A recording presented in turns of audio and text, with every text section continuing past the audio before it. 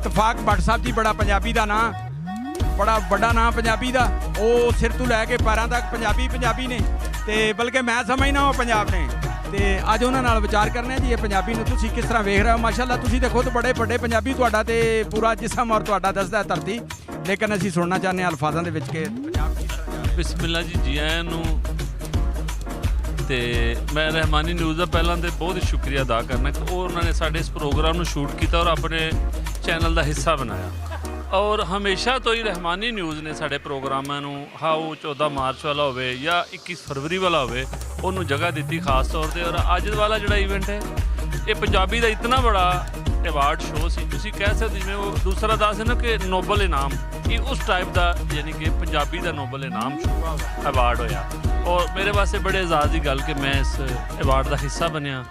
मैं कोई अहदेदार नहीं हाँ या कोई मैं बहुत बड़ा कम करने वाला बंदा नहीं है, कोई PhD प्रोफैसर नहीं है, कोई लेक्चरार नहीं है। मैं एक आम जिहा एक कामा जिहा बंदा वां और मैं काम करके खुश हूँ। मैं समझना पंजाबी नूं लोड़ ही कामियां दी है। तो जनाब एक मेरे वास्ते बड़ी एजाज़ की गल कि अज एक कामे नूं अवार्ड दिता गया, वर्करां नूं अवार्ड देना ये पंजाबी ज़बान तहरीक का हिस्सा है। तो बहुत शुक्रिया, बहुत मेहरबानी। तो अज के शो के हवाले नाल तुसीं देखो पूरी दुनिया के लोगों को वो शामिल किया गया, उसकी बकायदा एक ज्यूरी बनी और उन्होंने वो लोगों को सिलेक्ट किया, जिहदे मैं भी शामिल सा। बहुत शुक्रिया असगर पहलवान जी, जिउंदे हसदे वसदे रहो, जिउंदे रहो, खैर।